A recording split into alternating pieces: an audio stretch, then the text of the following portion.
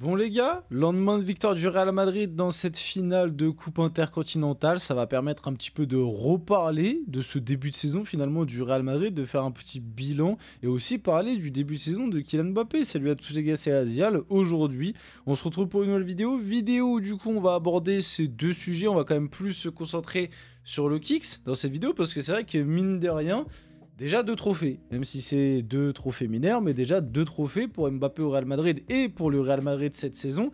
Et puis, je commence à voir pas mal d'avis arriver, parce que il a enchaîné quand même quelques prestations avec un petit peu de mieux. Bon, même si moi, personnellement, je trouve quand même que... Bon, déjà, on va reparler du match face à Pachuca, la finale de Coupe intercontinentale. Faut pas trop s'emballer non plus sur la prestation du Real, parce que en face, je trouve qu'il n'y avait pas grand chose, et que même globalement, la prestation du Real était bonne, mais pas dingue non plus. Mais surtout, je commence à avoir pas mal d'avis autour de Mbappé, là, ça y est, ça commence à repartir et à t'expliquer que finalement... Le début de saison de Mbappé, en fait, il y a 2 trophées, il a marqué dans les 2 finales. Oh, et puis finalement, est-ce que Mbappé, ce serait pas si mal que ça? Bon, est-ce que finalement Mbappé, son début de saison serait pas tant catastrophique qu'on veut nous le faire croire? Et au final, c'est pas mal. Donc on va discuter de tout ça. Bon, je pense que vous savez très bien l'avis que je vais avoir là-dessus. Mais on va pouvoir développer un petit peu après. Bien évidemment, avant que la vidéo commence, n'hésitez pas à la liker, à commenter, à partager, à vous abonner. Ça fait toujours plaisir, ça aide pour le développement de la chaîne. Et puis nous, on va pouvoir y aller dès maintenant. Je le rappelle aussi vite fait, pour la fin de l'année, là, avant 2025, on essaye de viser les 7000 abonnés, on y est presque, il manque 50 abonnés les mecs, même un petit peu moins, donc n'hésitez pas, abonnez-vous si vous n'êtes pas abonné, ça fait plaisir, on se fixe ce petit objectif, et puis voilà, on peut y aller directement. Comme d'habitude, je remercie bien évidemment tous ceux qui like, tous ceux qui s'abonnent. Vous connaissez, merci à vous, vous êtes les boss. Donc pour revenir par rapport à ça, donc officiel, le Real Madrid remporte la première coupe intercontinentale dans son nouveau format, parce que ça c'est pareil, c'est quelque chose que je vous avais expliqué très rapidement dans le débrief d'hier. D'ailleurs, je tiens à le rappeler, hein, cette vidéo, c'est pas un débrief ou quoi, c'est juste on revient un petit peu plus à froid sur le match, la confrontation, Mbappé, bref, vous avez capté. Mais le débrief du match est disponible sur la chaîne, il est sorti hier, si ça vous intéresse, n'hésitez pas à aller le voir pour avoir vraiment mon impression sur le match, un peu plus à chaud, et on discute un peu plus du match. Donc...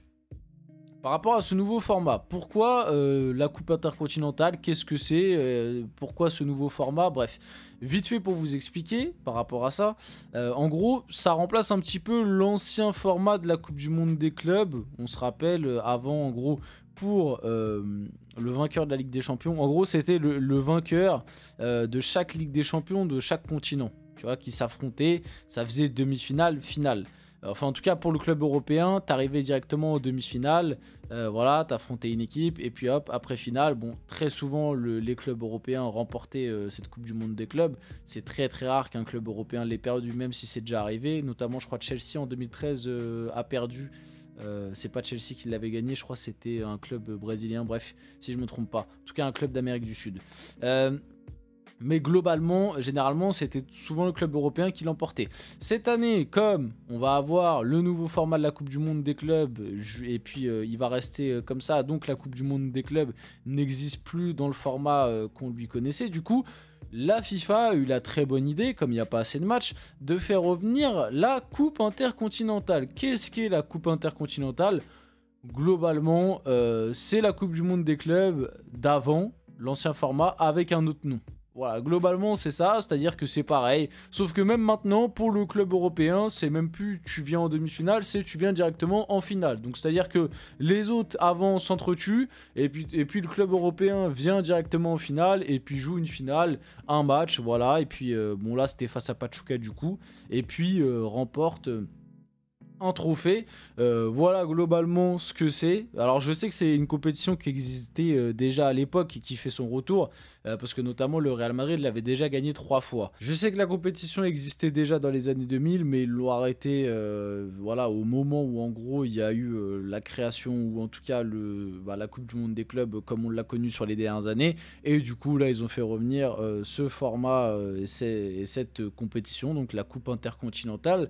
Donc voilà par rapport rapport à ça, donc le Real Madrid remporte la première coupe intercontinentale dans son nouveau format. Voilà, encore un truc. Et puis du coup, avec cette victoire aussi, le Real Madrid devient le club qui a remporté le plus de coupes intercontinentales dans l'histoire. Encore quelque chose dont ils ont le plus gagné. Ils ont le plus de LDC, le plus de Liga et le plus de coupes intercontinentales. Je crois aussi le plus de super coupes d'Europe.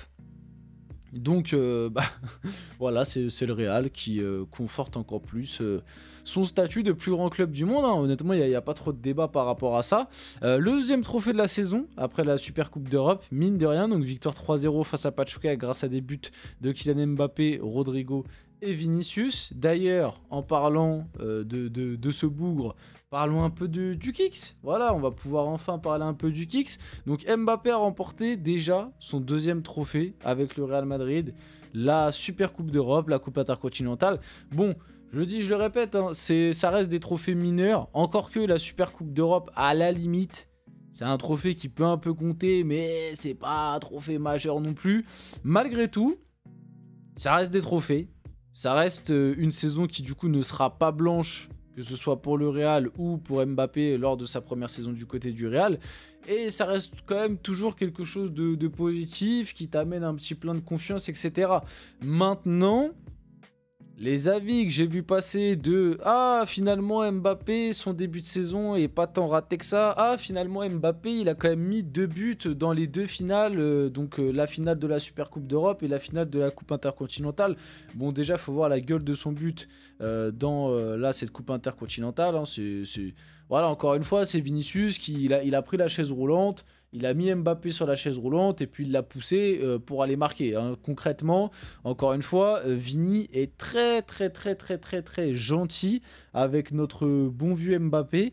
D'ailleurs, je sais pas d'où lui vient cette gentillesse. Vinicius, il devrait pas être aussi gentil parce que comme je vous l'ai toujours dit, je pense qu'à l'inverse, je suis pas sûr que Mbappé, à chaque fois, tu reverses les actions. C'est-à-dire que tu donnes...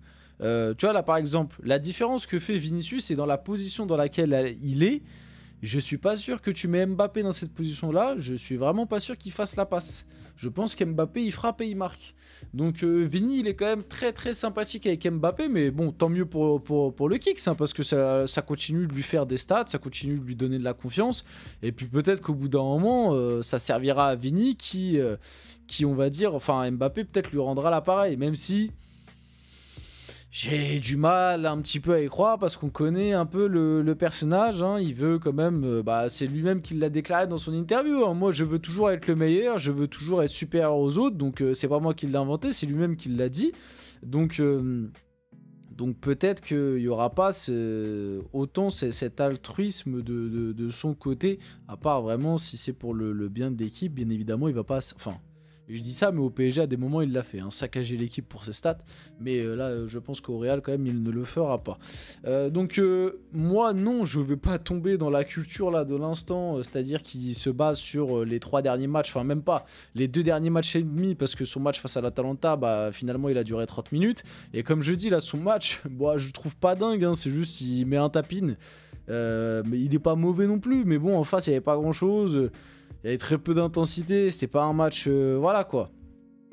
T'as compris? Donc, je veux pas tomber dans la culture de l'instant. Pour moi, non, son début de saison est pas... faut pas l'enjoliver parce qu'il y a 2 titres qui restent 2 titres mineurs et qu'il a marqué lors de ces 2 finales et que oui, il a mis un petit peu de but ces derniers temps. Mais moi, je suis désolé, ça c'est pareil. Les stats, peut-être que... On en reparlera dans une vidéo parce que je les ai pas mises dans celle-là, mais il y a les stats qui sont un peu sortis.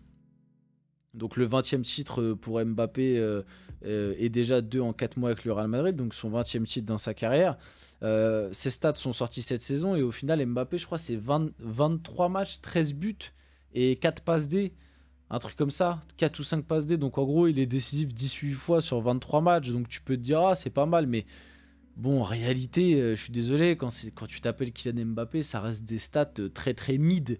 Et surtout quand tu es au Real Madrid et que tu domines 80%... Enfin, tu domines... en tout cas, tu as des grosses occasions contre 80-90% des équipes que tu affrontes en Liga, quoi.